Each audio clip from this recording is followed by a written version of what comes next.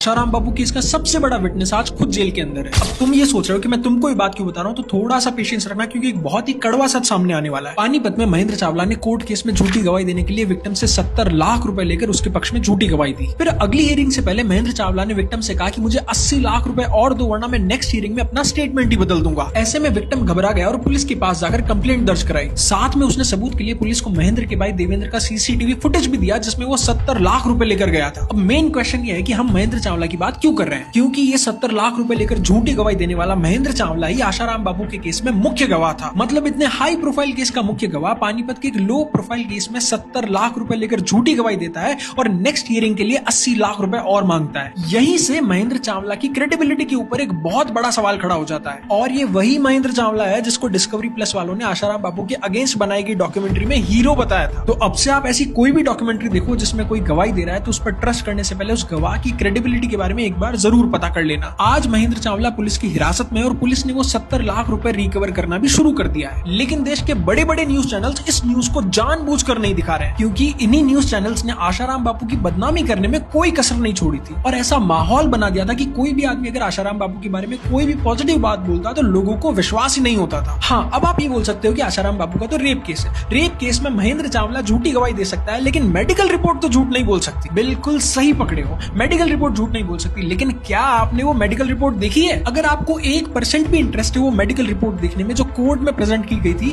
तो कमेंट करो medical report. अगर मुझे 20 कमेंट्स भी आ गए तो मैं वो मेडिकल रिपोर्ट जो कोर्ट में प्रेजेंट की गई थी आपके सामने लाकर रखूंगा। ये मेरी जिम्मेदारी भी है और गारंटी भी है।